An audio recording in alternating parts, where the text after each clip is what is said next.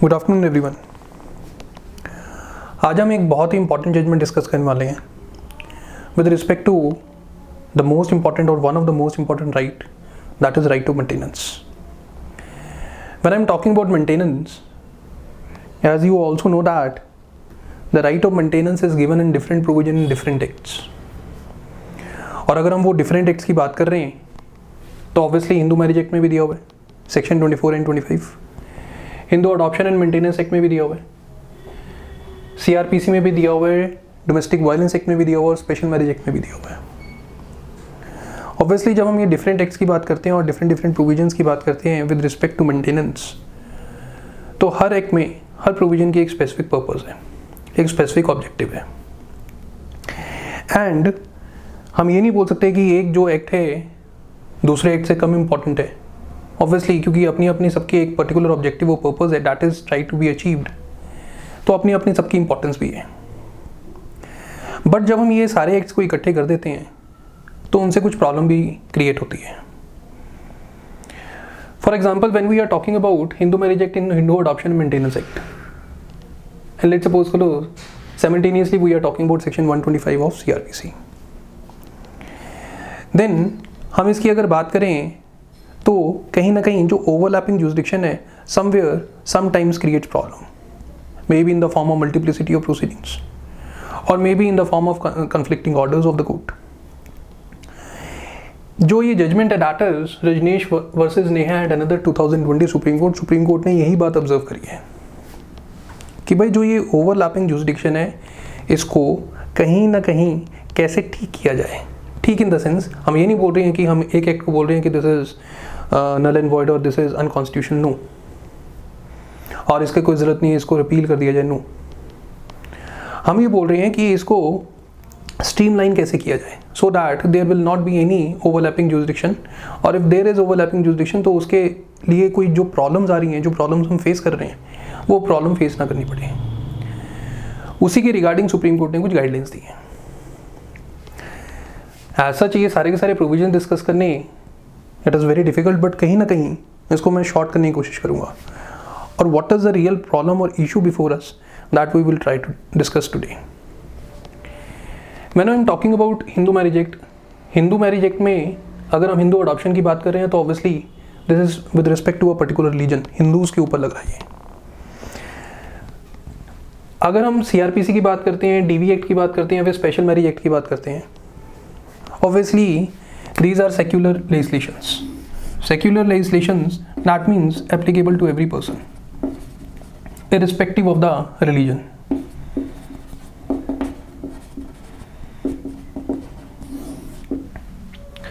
अब बात समझ में आती है कि ठीक है भाई, अगर हिंदूज ने क्या लेना है, अगर मैं एक वाइफ की बात कर रहा हूँ, अगर उसने मेंटेनेंस लेना है तो obviously she can claim maintenance in Hindu marriage act और हिंदू अडॉप्शन मेंटेनेंस एक्ट। अगर किसी और ने लेना है जिसके ऊपर हिंदू एक्ट नहीं लग रहा तो ऑब्वियसली सेक्युलर लेजिस्लेशन भी हमारे पास है। पर फिर दिमाग में बात आती है भाई, अगर हिंदूज की बात करें तो हिंदूज के लिए भी आपने क्या कर दिया, 2 सेक्शन बना दिए अलग अलग एक्ट्स में। अगर वाइफ की बात करें तो वाइफ है सेक्शन 18 में भी हिंदू अडॉप्शन मेंटेनेंस एक्ट में कहीं ना कहीं वो मेंटेनेंस ले सकती है, और कहीं ना कहीं जब हम बात कर रहे हैं सेक्शन 24 और 25 की तो उसमें भी हम कर रहे हैं बात।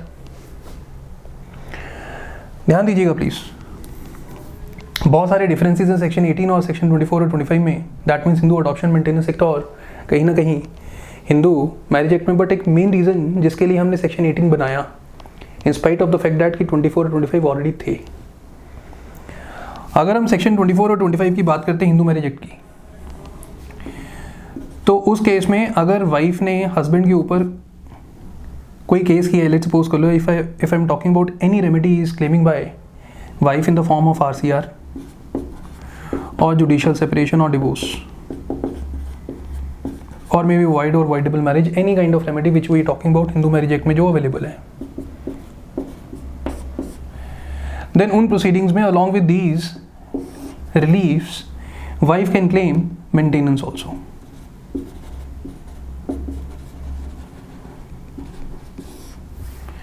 सो डायरेक्टली क्या वाइफ इसमें मेंटेनेंस मांग सकती थी? Answer is no. That means maintenance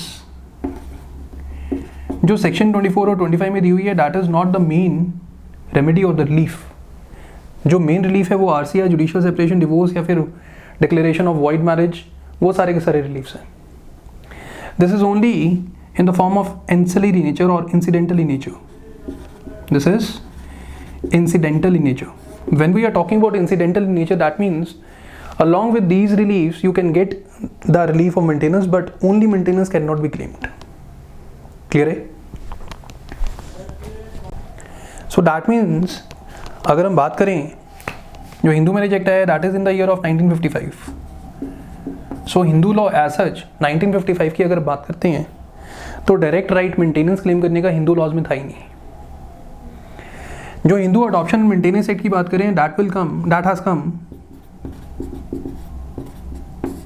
in the year of 1956, after 1 year, where we have given the right to the wife that she can claim or file a petition only for maintenance. That means she need not to claim RCR, judicial separation, divorce, voidability का कोई issue ही नहीं है. सिर्फ और सिर्फ issue क्या था इधर? Issue is just a maintenance. So कहीं ना कहीं हमने ये चेंज लेके आया और हमने कहीं ना कहीं जो हिंदू लॉज की अगर बात करें, we have recognised in 1956 specific right of the wife, that is right to claim maintenance. Clear है? And because of that specific right she can only claim this right, not with RCR, judicial separation, divorce. It is not necessary basically. अगर हम Hindu adoption maintenance act की बात करें तो Hindu adoption maintenance act में एक section है, सेक्शन 4B. उसमें साफ साफ लिखा हुआ है कि भाई ऐसा नहीं है कि इधर ही मेंटेनेंस का राइट है. अगर किसी और प्रोविजन में, किसी और एक्ट में अगर मेंटेनेंस का राइट दिया हुआ है and if it is not inconsistent with this right, with this provision, then it is also applicable. So that means कहीं ना कहीं हिंदू अडॉप्शन मेंटेनेंस एक्ट में अगर हम लिंक करें तो 125 CRPC को लिंक कर सकते हैं. Answer is yes, because it is not inconsistent. Why it is not inconsistent?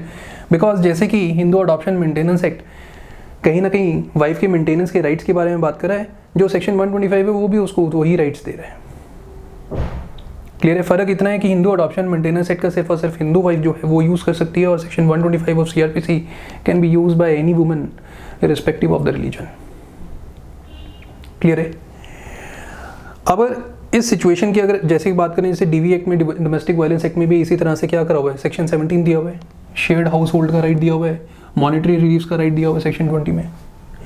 अगर हम बात करें स्पेशल मैरिज एक्ट में तो सेक्शन 36 में मेंटेनेंस का राइट दिया हुआ है, that is during the pendency of the proceedings. और अगर सेक्शन 37 की बात करें तो उसमें परमानेंट एलिमनी की बात करी हुई है. सो जब हम बात करते हैं इन सब चीज़ों की, जैसे कि अब बात कर लो, सपोज कर लो हिंदू मैरिज एक्ट और हिंदू या फिर हिंदू अडॉप्शन मेंटेनेंस एक्ट और CRPC की, लेट सपोज कर लो इसी पे स्टिक रहते हैं, सिंपल रखते हैं. क्लियर है? फॉर एग्जांपल अगर मैं बात कर रहा हूँ, लेट सपोज कर लो W ने H के अगेंस्ट एक पिटीशन फाइल करी and that petition is of divorce. Clear है? अगर वो पिटीशन की बात करें तो पिटीशन के साथ हम क्या मेंटेनेंस का राइट भी मांग सकते हैं? Answer is yes. And where that right can be under Hindu marriage act claimed, that is under section 625. Let's suppose करो सेक्शन 25 में क्या कर दिया कोर्ट ने, परमानेंट एलिमनी दे दी.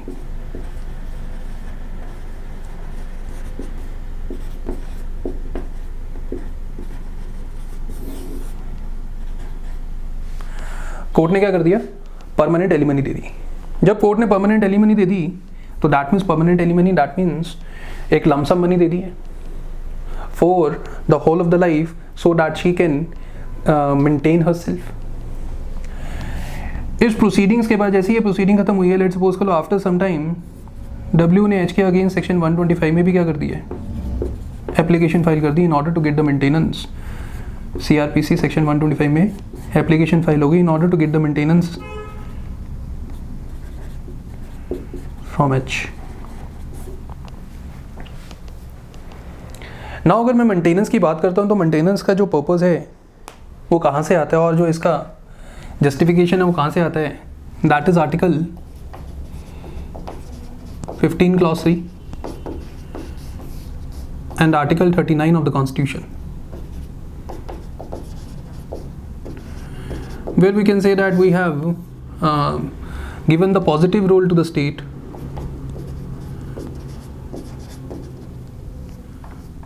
we have given the positive role to the state.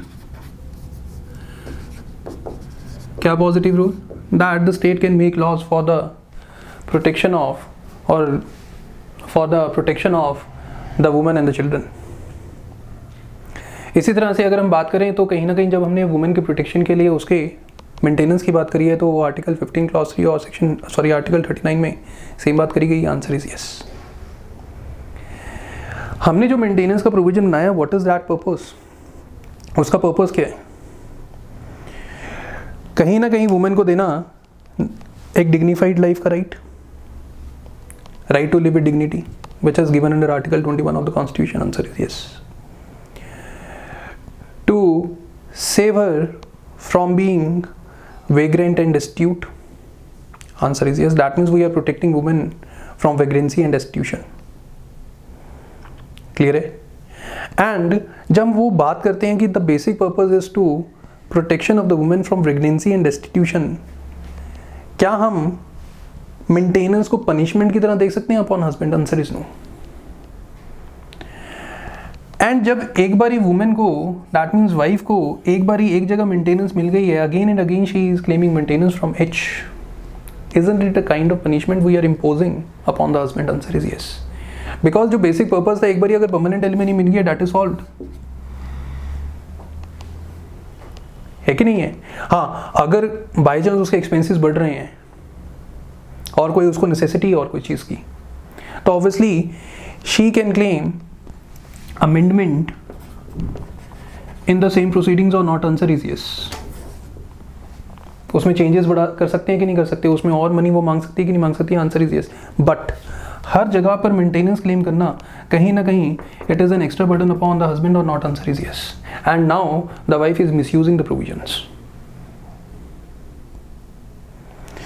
इसी से एक इशू निकल के आता है, what do you do with the overlapping jurisdiction? और ये इशू क्यों निकल के आया? बेसिकली हम किसकी बात करते हैं? हम ये बात करते हैं कि भाई अगर दो जगह मेंटेनेंस मिल गई है तो we are talking about adjustment.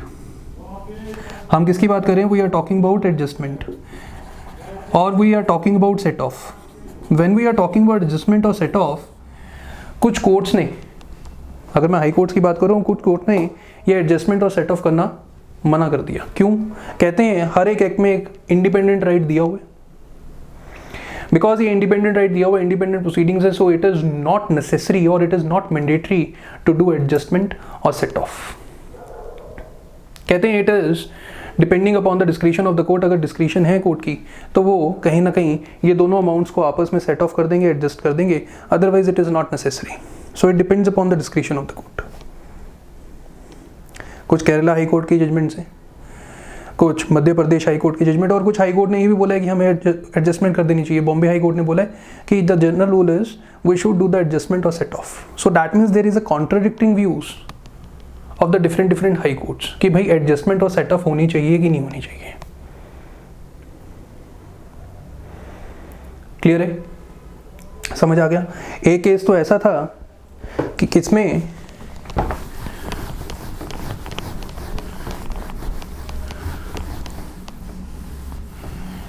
125 की प्रोसीडिंग्स थी और 125 की प्रोसीडिंग्स में वाइफ और हस्बैंड के बीच में कॉम्प्रोमाइज हो गया और इसने कहीं ना कहीं कंसेंट लेटर दिया अपना that she will not claim anything from H, because को कहीं ना कहीं मेंटेनेंस मिल चुका था।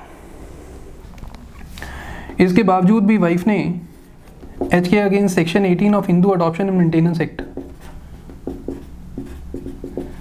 में पिटीशन फाइल करके मेंटेनेंस लिया।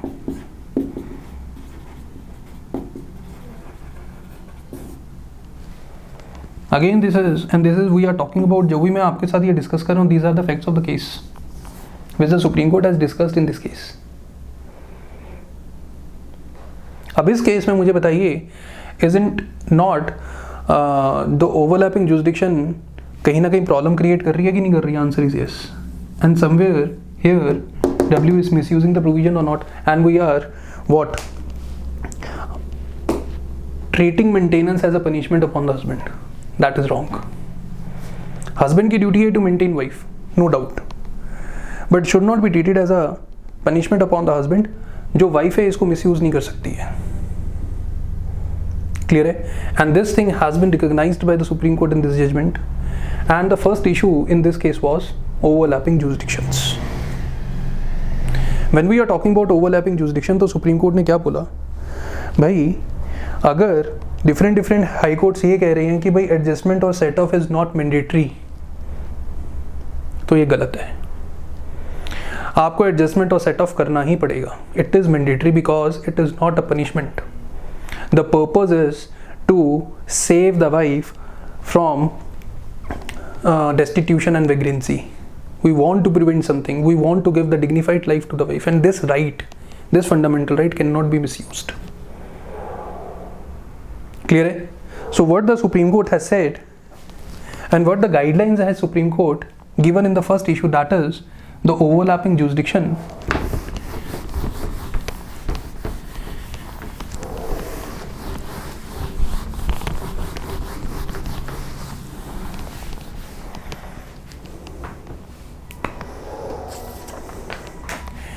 कहते हैं it is the legal obligation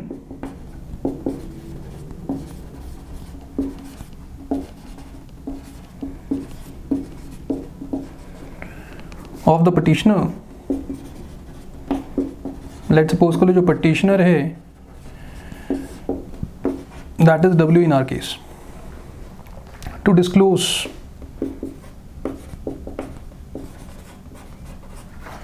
it is a legal obligation of the petitioner to disclose the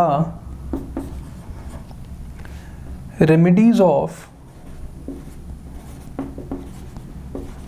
maintenance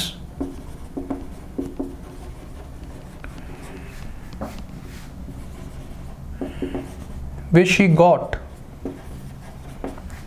in the previous proceedings.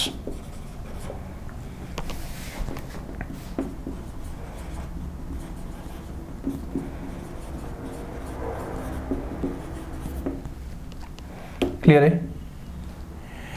इसके बाद ये भी बोला गया, if the proceedings, previous proceedings are pending, if the previous proceedings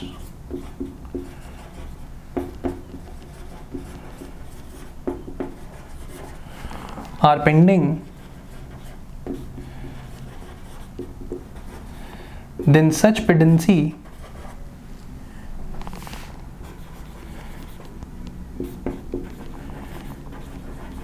should also be disclosed.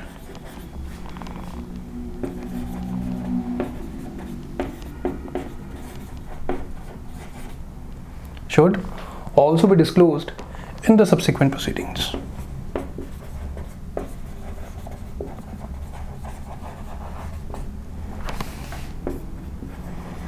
ये guideline क्यों दी गई और कहीं ना कहीं ये जो मैंडेटरी ड्यूटी है ये क्यों इम्पोज की गई? सो डैट कहीं ना कहीं जो ये ओवरलैपिंग जुरिसडिक्शन है, और जब हम एक ही राइट को बहुत बारी हर जगह पे क्लेम कर रहे हैं और it will put the extra burden upon the husband, और कहीं ना कहीं कॉन्ट्राडिक्टरी ऑर्डर्स भी इस पे आ सकते हैं, उस चीज़ को अवॉइड करने के लिए हमने बोल दिया कि अगर आपने 2 प्रोसीडिंग्स इनिशिएट करी हैं साथ में, it is your independent right, you can initiate. हम ये मना नहीं कर रहे हैं, बट जो भी रेमेडी अभी तक आपको मिल चुकी है रिगार्डिंग मेंटेनेंस, या फिर अगर पिछली वाली प्रोसीडिंग्स अगर पेंडिंग है, then you have to disclose it and it is mandatory. Clear है? और कहीं ना कहीं ये हमने क्यों बोल दिया? सो दैट जिसमें अब प्रोसीडिंग्स चल रही हैं, जो कोर्ट है अवेयर हो उससे, और कहीं ना कहीं उसके हिसाब से हम एडजस्टमेंट कर सकें, और may be we do the set off. Clear है? और may be we do the set off. Clear है? समझ आ गया? अभी मैंने कुछ भी नहीं आपको कराया, एक चीज़ मैंने आपको, एक सिचुएशन आपको बताई है कि भाई ओवरलैपिंग जो जुरिसडिक्शंस हैं इस तरह से कहीं ना कहीं एक प्रॉब्लम क्रिएट कर रही हैं, और सुप्रीम कोर्ट ने ये चीज़ एनालाइज की, और कहीं ना कहीं उस चीज़ को ठीक करने के लिए हमने एक गाइडलाइन दे दिया, भाई आपको सब कुछ डिस्क्लोज करना पड़ेगा in the subsequent proceeding which you have got till now in the previous proceedings. Clear है? अगर ये नोट करना है तो प्लीज़ एक बार कर लीजिए, उसके बाद फिर हम सेकेंड इशू पे जाएंगे और धीरे धीरे ये प्रोविजंस भी देखेंगे। फटाफट से इस चीज़ को नोट कर लीजिए प्लीज़।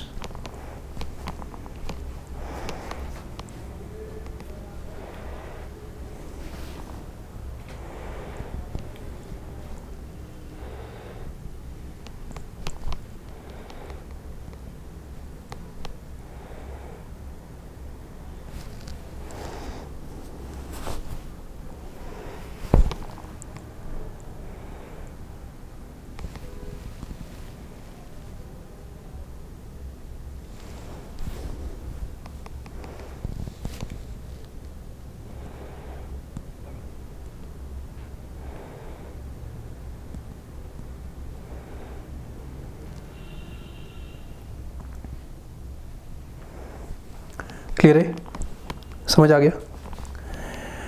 आगे जो इशू सुप्रीम कोर्ट ने अपनी जजमेंट में डिस्कस करा है, that is the issue of interim maintenance. और इंटरिम मेंटेनेंस में क्या प्रॉब्लम आ रही है, the main cause is the delay. अगर हम इंटरिम मेंटेनेंस की बात करें तो इंटरिम मेंटेनेंस कब मिलता है आपको? During the pendency of the proceedings. And what is the purpose of giving the interim maintenance? और कोई भी एक्ट आप उठा के देख लीजिए जिसमें भी इंटरिम मेंटेनेंस का प्रोविजन लिखा हुआ है, उसमें एक टाइम लिखा हुआ है कि इंटरिम मेंटेनेंस का जो डिसीजन है कब तक आ जाना चाहिए।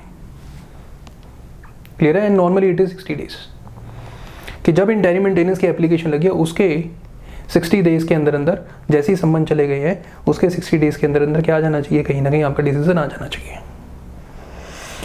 अगर हम 125 देखते हैं सेक्शन सीआरपीसी का, तो कहीं ना कहीं इसमें 2001 में अमेंडमेंट हुई थी। 2001 से पहले क्या था, 125 सेक्शन में सिर्फ और सिर्फ हम क्या कर सकते थे, 500 रुपीज़ तक की मेंटेनेंस दे सकते थे। बट 2001 में ये जो सीलिंग है ये हटा दी गई बिकॉज ऑफ द एक्सपेंसेस। और कहीं ना कहीं अगर हम इन्फ्लेशन को देखते हैं और ज़्यादा एक्सपेंसेस को देखते हैं तो कहते हैं इट इज़ नॉट सूटेबल कि इस टाइम पर, अब 2001 में अगर हम बात करें तो इस टाइम पे 500 जो रुपीज़ है वो मेंटेनेंस वो बड़ी इनएडिक्वेट सी है। तो डैट इज़ वाई जो ये सीलिंग है ये हटा दी गई थी। इसके साथ साथ एक और डैट इज इंटरिम मेंटेनेंस का प्रोविजन भी रखा गया था सेक्शन 125 ऑफ सीआरपीसी में। अगर हम सेक्शन 125 ऑफ सीआरपीसी की बात करें तो एक्चुअली में जो सेक्शन 125 ऑफ सीआरपीसी है वो जो मैरिज को लेकर इश्यूज हैं उसको डिसाइड करता है क्या section 125 CRPC? Answer is no. वो सिर्फ और सिर्फ एक इशू डिसाइड करता है with respect to the maintenance. और तभी हम बोलते हैं कि we are not deciding the issue और dispute with respect to the with respect to the marriage. हम सिर्फ और सिर्फ इसमें एक ही डिस्प्यूट कहीं ना कहीं सेटल कर रहे हैं, that is also in summary nature.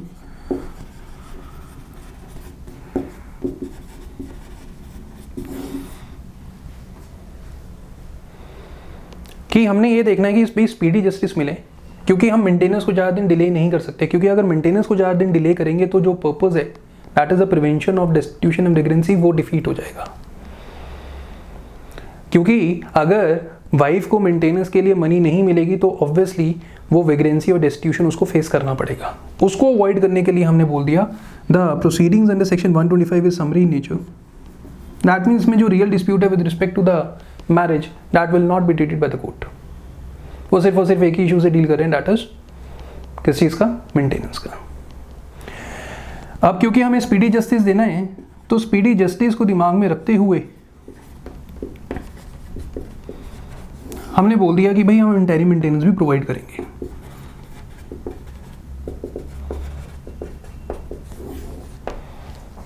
हम प्रोसीडिंग्स के खत्म होने तक की भी वेट नहीं करेंगे। During the pendency of the proceedings we will provide maintenance to the wife. Clear है? अगर हम इस पर्पस को देखते हैं, अगर हम इंटरिम मेंटेनेंस को देखते हैं, सेक्शन 24 में भी किसकी बात करी हुई है, इंटरिम मेंटेनेंस की ही बात करी गई है।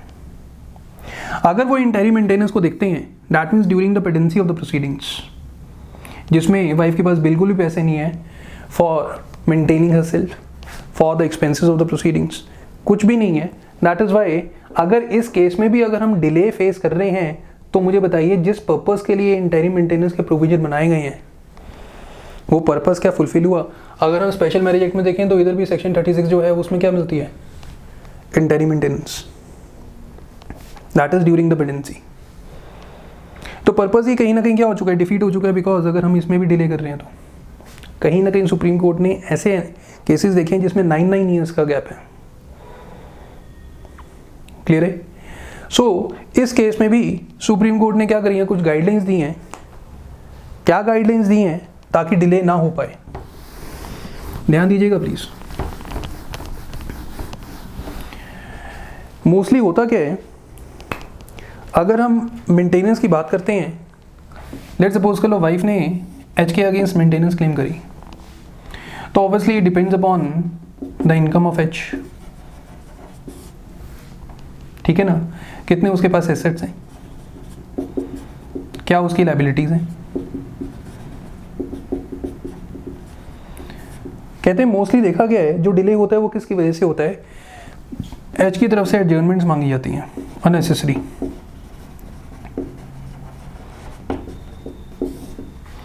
नॉन सबमिशन ऑफ डॉक्यूमेंट्स, जो उसे डॉक्यूमेंट्स मांगे गए हैं उसके बैंक अकाउंट्स वगैरह के, वो सबमिट ही नहीं हो रहे। कहीं ना कहीं कोर्ट का जो ओवरलोड है,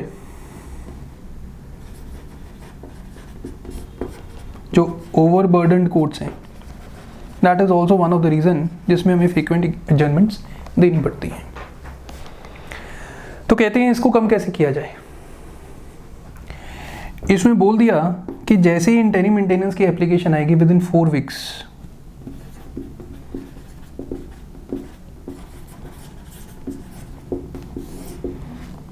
हस्बैंड को एफिडेविट फाइल करना पड़ेगा। Husband has to file an affidavit. Husband has to file an affidavit of the disclosure of assets and liabilities.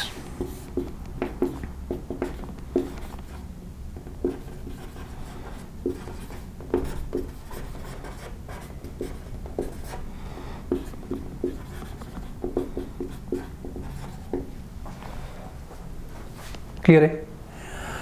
Husband को हम मैक्सिमम ये एफिडेविट फाइल करने के कितनी एडजर्नमेंट्स देंगे? Maximum adjournments will be 2। Maximum 2 adjournments will be given.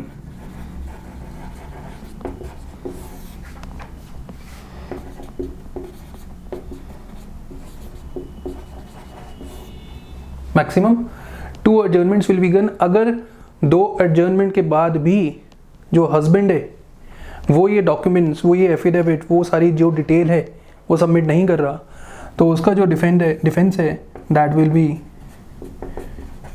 Strike out. हम जो defence है वो क्या कर देंगे? वी विल स्ट्राइक आउट और strike off the defence. Strike off defence means हम जो प्रोसीडिंग्स है वो कैसे चलाएंगे? अब ex parte, that means without listening to the husband. Clear है? उसके बाद कहीं ना कहीं हमने और प्रोविजंस इसके साथ डिस्कस किए। लेट्स सपोज करो हस्बैंड ने अपना एफिडेविट दिया but we are not able to understand, कि हमें थोड़ी कंफ्यूजन है भाई उसमें लिखा क्या है। तो क्या इंटेरोगेटरीज भी मांगी जा सकती हैं? Answer is yes.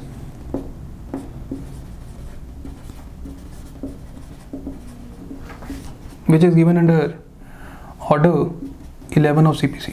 इंटेरोगेटरीज मतलब जो एक पार्टी है दूसरी पार्टी से क्या कर सकती है? क्वेश्चन आंसर कर सकती है। लेट्स सपोज करो वाइफ को समझ नहीं आ रहा भाई उसकी इनकम कितनी है, फिर जैसा आपको नहीं समझ आ रहा, तो कहीं ना कहीं हम क्या कर सकते हैं?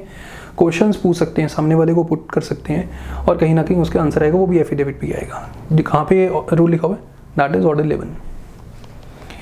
उसके बाद अगर हम बात करें, अगर जैसा आपको कुछ समझ नहीं आ रहा तो वो ऑर्डर 10 ऑफ सीपीसी का भी यूज कर सकते हैं। Answer is yes, that is hearing of the parties.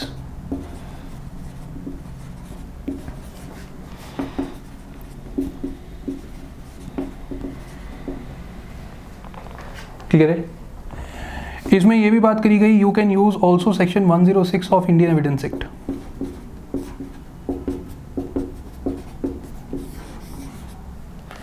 Section 106 of Indian evidence act क्या है? That is putting burden upon the person with respect to a fact which is within his knowledge only. अब husband की कितनी income है और कितनी liability है वो हमें पता है क्या? वो तो हस्बैंड को ही पता है।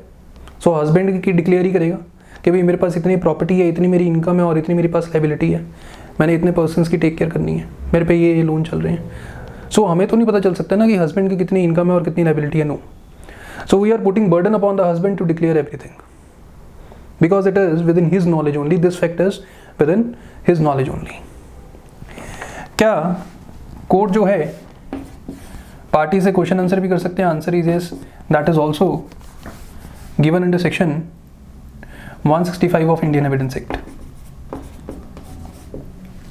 where the power of the court, the court has a power where the court can ask questions from the parties. उसके बाद इसमें एक और चीज़ दी हुई है, that is section 340 of CRPC.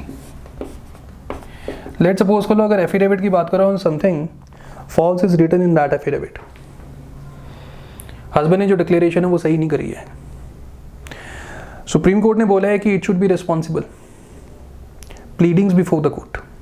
अगर मैं कह रहा हूँ रिस्पॉन्सिबल प्लीडिंग्स, दैट मीन्स जो भी आप कुछ लिख रहे हो अपने एफिडेविट में with respect to this disclosure, अगर आपने गलत लिखा है तो आपको पर्जरी के लिए हम लायबल कर देंगे और हम सेक्शन 340 ऑफ CRPC में आपके अगेंस्ट प्रोसीडिंग्स इनिशिएट कर सकते हैं। ठीक है ना? So you should be responsible while giving anything on affidavit before the court, specially with respect to the disclosure of assets and liabilities. और ये भी बात करी गई है जो एसेट्स एंड लायबिलिटीज है, ऑब्वियसली अगर मैं हस्बैंड की बात कर रहा हूँ तो ये जो एफिडेविट है that also has to be filed by the wife, और वाइफ को भी कहीं ना कहीं अपनी एसेट्स एंड लायबिलिटीज के बारे में डिस्क्लोजर करना पड़ेगा। Because while deciding the maintenance, amount of maintenance, the court will see what is the income of the wife as well what is the income of the husband. अगर wife की earning है, obviously husband से हम कम पैसे लेंगे। अगर wife की कुछ भी अर्निंग नहीं है तो husband has the sole responsibility to maintain wife. उस केस में जो मेंटेनेंस की वैल्यू होगी वो ज़्यादा होगी। But this is how the court has solve this issue that what is कह सकता हूँ the problem of delay in interim maintenance and the sole purpose is to what? Prevent the vagrancy and destitution। और कहते हैं ये purpose solve ही नहीं हो रहा। क्यों सॉल्व नहीं हो रहा? क्योंकि हस्बैंड एडजर्नमेंट्स ले रहा है या फिर क्या है, जो कोर्ट है उसके ऊपर बर्डन ही इतना है। तभी बोल दिया गया कि जो हस्बैंड की तरफ से है कहीं ना कहीं विद इन 4 वीक्स आपको सारे के सारे जो एफिडेविट्स हैं with respect to the disclosure वो फाइल करने पड़ेंगे and there will be no adjournments. Maximum कितनी है? 2। उसके बाद जो आपका डिफेंस होगा वो क्या हो जाएगा? Strike off. Striking off defence means what? हम आपको अब नहीं सुनेंगे, हम ऐसा ट्रीट करेंगे that you are not present in the court. और अगर बाई चांस आपने कोई एविडेंसेस दिए हैं that will also not be considered by the court. So जो एविडेंस दिए वो भी कंसिडर नहीं होंगे और जो फ्यूचर एविडेंसेस है वो लिए ही नहीं जाएंगे। दैट मीन्स हम ये ट्रीट करेंगे कि आप कोर्ट में ही नहीं हो। सो दैट मीन्स जो प्रोसीडिंग्स चल रही हैं वो कैसी चल रही हैं? X party. क्लियर है? इसमें एक और चीज़ सुप्रीम कोर्ट ने ऑब्जर्व करी है, कहते हैं जब इंटरिम मेंटेनेंस की बात करते हैं बिकॉज कहीं ना कहीं डिक्लेरेशन नहीं आती, डिले होते रहते हैं, डिक्लेरेशन नहीं आती है with respect to the income of the husband. तो कहते हैं मोस्टली क्योंकि वाइफ को तो हमने मेंटेनेंस देनी है तो मोस्टली जो कोर्ट डिसाइड करता है interim maintenance that is on the guesswork, but that is wrong. It should be decided properly on the basis of the facts. और हस्बैंड को बोल दिया that you have to file the affidavit with respect to your income and liabilities. And in this way, we cannot afford any delay. ये सारे के सारे जो sections हैं, ये सारे के सारे जो प्रोविजंस हैं, ये प्लीज़ एक बारी फटाफट से अगर आपने नोट करनी है तो कर लो, because it is very very important. It shows how the supreme Court is framing a guideline with respect to the procedures and कहीं ना कहीं कौन से सेक्शंस और ऑर्डर्स हैं CPC के और कहीं ना कहीं इंडियन एविडेंस एक्ट या फिर CRPC के which is connected with this issue, और कैसे कैसे हम डिफरेंट प्रोविजंस का यूज कर सकते हैं। क्लियर है? फटाफट से इस चीज को नोट कर लीजिए please, again it is very very important.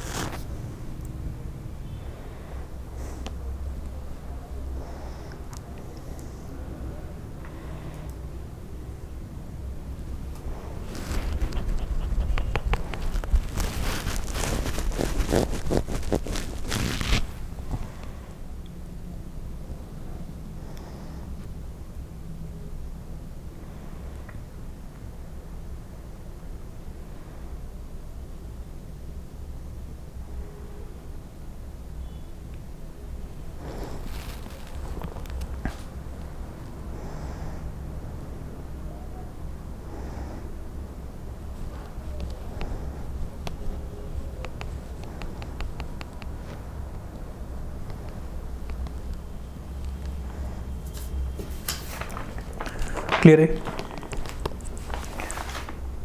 चले आगे, ध्यान दीजिएगा प्लीज। नाउ इसके बाद एक और इशू था जिसके लिए सुप्रीम कोर्ट ने ऑब्जर्व करा, जो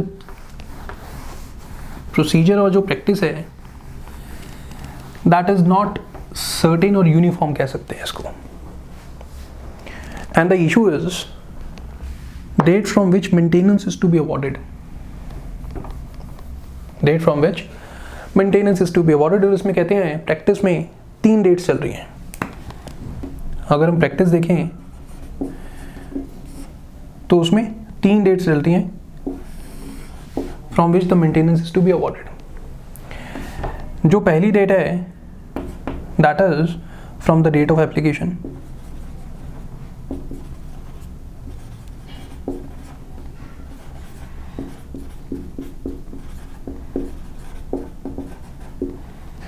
क्लियर है? सेकेंड डेट है that is from the date of order,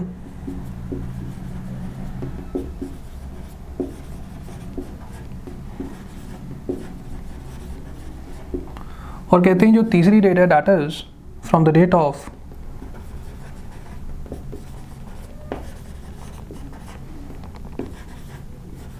service of summons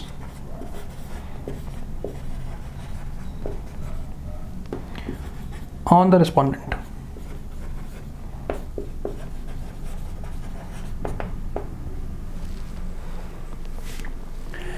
तो कहीं ना कहीं जो प्रैक्टिस थी दैट इज, कई बार ये जो कोड्स हैं वो from the date of application, जिस दिन आपने क्या करा है मेंटेनेंस के लिए अप्लाई करा है, that means from the date of application ही आपको क्या मिल रही है, मेंटेनेंस मिल रही है। फॉर एग्जांपल अगर मैं कह रहा हूँ कि जो ऑर्डर है, जो डिक्री है, ये दैट इज हियर, कुछ जो कोड्स हैं वो इधर से मेंटेनेंस दे रहे हैं, कुछ कोड्स दे रहे हैं वो इधर से मेंटेनेंस दे रहे हैं जब ये डिक्री पास हुई है, जब ये ऑर्डर पास हुआ है, और कुछ कोड्स का दे रहे हैं जब लेट सपोज को इधर बीच में से क्या हुई है, सम्मन्स इधर गए हैं एच को, तो कहते हैं जब एच को सम्मन्स गए हैं हम तो उस डेट से देंगे। So that means there is no uniformity. Now इस चीज को भी सुप्रीम कोर्ट ने देखा और सुप्रीम कोर्ट ने क्या बोला कि लेट सपोज को लो वाइफ इधर आई मेंटेनेंस क्लेम करने के लिए and she has filed application for the maintenance. अब इस एप्लीकेशन को डिसाइड करने के लिए, मेंटेनेंस के जो डिस्प्यूट है उसको डिसाइड करने के लिए 6 मंथ्स लगे, 1 ईयर लगा, 2 ईयर लगा, 3 ईयर लगा, जितने मर्जी टाइम लगाए। मुझे बताइए कि वाइफ को अगर हम मेंटेनेंस पहले दिन से नहीं देकर, एप्लीकेशन की डेट से नहीं देकर, या फिर डिक्री के डेट से दे रहे हैं, या ऑर्डर के डेट से दे रहे हैं, सम्मन के डेट से दे रहे हैं, जो ये डिले हुआ है 1 साल 6 महीने जितना भी लगा है, that is within the control of the wife और not? Answer is no, this is not within the control of the wife. ये वाइफ की वजह से नहीं हुआ है। वाइफ तो कह रही है मेरे को जल्दी मेंटेनेंस दिलाओ, अदरवाइज उसके पास कुछ खाने के लिए नहीं होगा, she will be homeless, may be she will not have anything to eat. So उसको तो जल्दी है, इवन कि वो तो इंटरिम मेंटेनेंस भी मांग रही है कि केस जब भी डिसाइड होता है होते रहने दो, मेरे को तो अभी के अभी दो। कहते हैं, सुप्रीम कोर्ट कह रहे हैं कि the rule is we have to provide maintenance from the date of the application. ये दोनों डेट से आप मेंटेनेंस नहीं दोगे, you have to provide her maintenance right from the very beginning when she has come into the court. Because what is happening into the court, the delay which is happening into the court, that is not the mistake of wife. It is due to the mistake of husband who is taking the frequent adjournments, या फिर हम जब बात कर रहे हैं ओवरबर्डनिंग of the courts की, और जिसमें कोर्ट ही क्या कर रहा है, जिसके पास टाइम नहीं है मेंटेनेंस देने का, उसकी तरफ से डिले हो रहा है। So it is not the wife who will beer this, कह सकता हूँ जो एडवर्स कॉन्सिक्वेंसेज है वो वाइफ बियर नहीं करेगी for the delay, because it is not her mistake.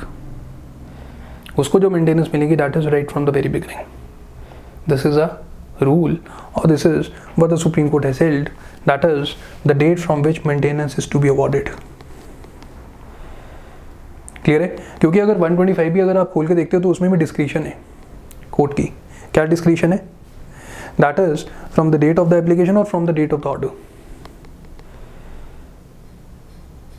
तो यूनिफॉर्मिटी नहीं है सच, क्लियर है। और बहुत सारे जजमेंट्स थी उसमें उसकी इंटरप्रिटेशन की हुई थी, कहते हैं जनरल रूल इज क्या है, from the date of the order. Exception cases में हम क्या देंगे, फ्रॉम द वेरी बिगनिंग, पर सुप्रीम कोर्ट कहता है नहीं, it should be awarded from the very beginning, because जितना भी ये टाइम लग रहा है कोर्ट में, that is not the mistake of wife. Clear है, समझ आ गया। इस चीज़ को भी अगर आपने नोट करना है तो फटाफट कर लीजिए प्लीज़।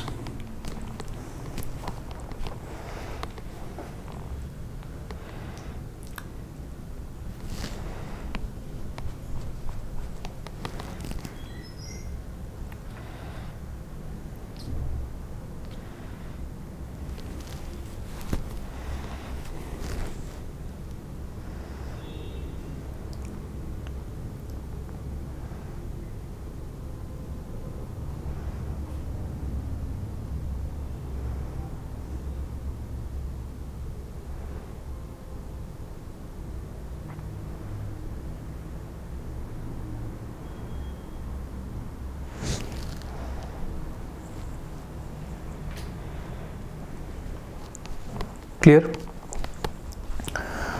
अगर हम मेंटेनेंस के ऑर्डर की या डिक्री की एग्जीक्यूशन की बात करें, the other issue before the supreme Court is the execution. अगर हम उसके एग्जीक्यूशन की बात करें तो एग्जीक्यूशन के लिए देयर आर सर्टेन प्रोविजंस। अगर हिंदू मैरिज एक्ट की बात करें तो obviously it is given in the section 28A,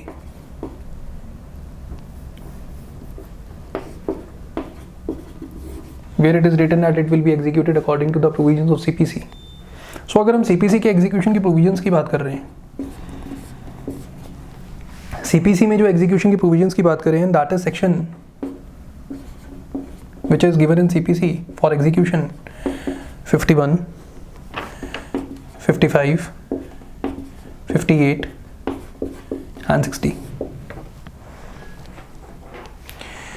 अगर 51 की बात करें where the mode of execution is given, उसके बाद अगर हम 55 की बात कर रहे हैं दैट इज अरेस्ट, उसके बाद 58 में कब हम रिलीज करेंगे, और 60 में एक बहुत इंपॉर्टेंट प्रोविजन है that is section 60 clause 1 sub clause 1A। उसमें ये बोला हुआ है कि हम हस्बैंड की क्या कर सकते हैं, we can attach the salary.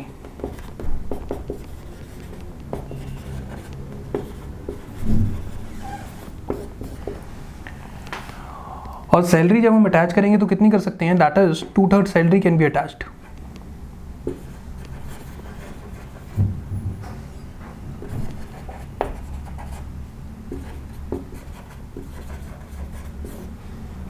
That means exempted कितनी है जिसको हम अटैच नहीं कर सकते,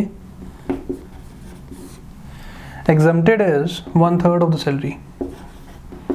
वो हस्बैंड के लिए छोड़ दी, बाकी जो 2/3 है उसको हमने अटैच कर दिया, और कहीं ना कहीं जो मेंटेनेंस की डिक्री और ऑर्डर है उसको क्या कर लेंगे, हम एग्जीक्यूशन कर लेंगे। अगर हम 125 की बात करते हैं तो 125 में भी क्या करा हुआ है, that is given under section 128, जिसमें हम इसको क्या कर सकते हैं, एग्जीक्यूट कर सकते हैं, है कि नहीं है। एक इंपॉर्टेंट चीज इसमें बोली गई है एग्जीक्यूशन के लिए which needs to be discussed, that is कहते हैं striking off the defence of the husband, specially when, जब हम इंटरिम मेंटेनेंस की बात करते हैं, जब प्रोसीडिंग्स पेंडिंग, ऑब्वियसली जब डिफेंस की कब जरूरत पड़ेगी, when the proceedings are pending into the court. When the proceedings are pending into the court then obviously husband को क्या होगा, डिफेंस देने की अभी भी जरूरत पड़ेगी।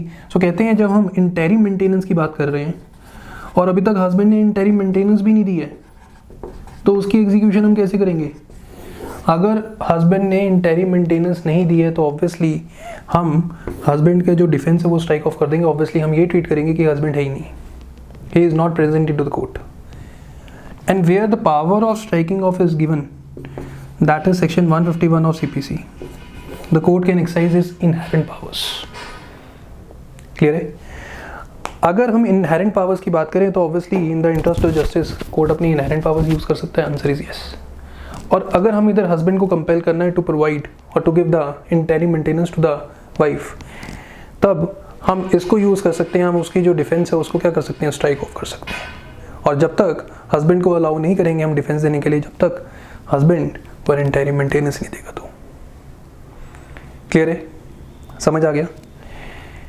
इसको एक बड़ी फटाफट से प्लीज़ नोट डाउन कर लीजिए। फिर एक सिचुएशन मैंने डिस्कस करनी है, that is of Delhi high court, which is discussed in this judgement. बहुत ही इंटरेस्टिंग है।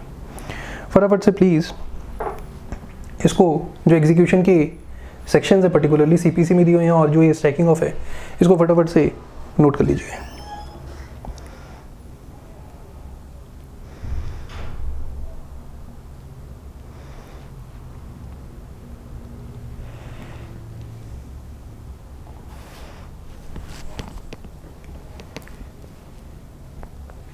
क्लियर है?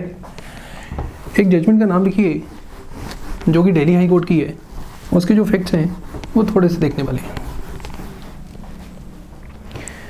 That is Satish Kumar versus Meena. Satish Kumar versus Meena 2001 Delhi high court. 2001 Delhi high court. इस चीज़ को ध्यान देना प्लीज़। सिचुएशन क्या है, डब्ल्यू ने एच के अगेंस्ट डिवोर्स की प्रोसीडिंग्स फाइल करी। क्लियर है? And what we are talking about Hindu marriage act. जब ये डिवोर्स की प्रोसीडिंग्स पेंडिंग थी तो उसी पेंडिंग प्रोसीडिंग्स में डब्ल्यू ने इंटरिम मेंटेनेंस मांगी। सारी की सारी प्रोसीडिंग्स खत्म हो गई है, डिवोर्स भी ग्रांट हो गया, पर हस्बैंड ने वो कहीं ना कहीं जो मेंटेनेंस है वो नहीं दी। इस डिक्री के अगेंस्ट अपील फाइल हुई। क्लियर है? जब इस डिक्री के अगेंस्ट अपील फाइल हुई तो कहीं ना कहीं इस अपील में हस्बैंड का जो डिफेंस था that is strike off by the court, और बोल दिया गया ये अपील हम कैसे सुनेंगे, as if the husband is not present.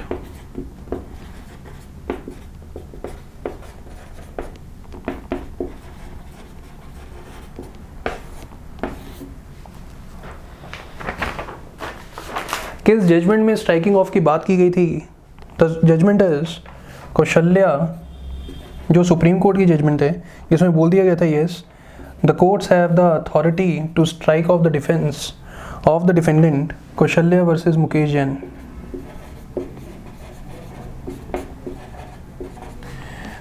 That is 2019 supreme court.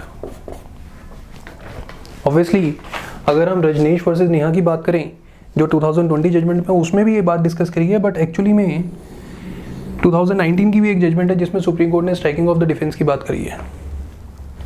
Clear है? और दिल्ली हाई कोर्ट में भी कहीं ना कहीं अपील में भी उन्होंने क्या कर दिया था, इसको स्ट्राइक ऑफ कर दिया था, बिकॉज कहते हैं कि आपने अभी अपनी ड्यूटी तो कहीं ना कहीं फुलफिल की नहीं। जब आपने ड्यूटी ही अपनी फुलफिल करी तो why we should hear you. और हम किसकी बात करें? We are talking about the interim maintenance which is the necessity and should be provided immediately. There can not be, we can not afford any delay. Clear है? समझ आ गया? So this was the judgment, Rajneesh versus Neha and another 2020 Supreme Court, where the Supreme Court has given the procedural guidelines as such in order to address these issues. And the issues की अगर हम बात करें, overlapping jurisdiction is one of the issue, interim maintenance में जो delay हो रहा है that is another issue. The third issue is the bringing the uniformity with respect to the date from which the maintenance is to be awarded, and the fourth issue is of the execution. Execution में basically एक striking out का जो point है, striking off the defence का जो point है, that is important because generally वो follow नहीं करते। क्लियर है? तो सुप्रीम कोर्ट ने बोला that should be followed as far as putting compulsion upon the husband to provide the interim maintenance as soon as possible. Clear है? समझ आ गया? Any doubt? So this was the judgement which have to discuss with you. I hope आप लोगों को ये चीज़ समझ आई होगी। This all for today. Thank you very much.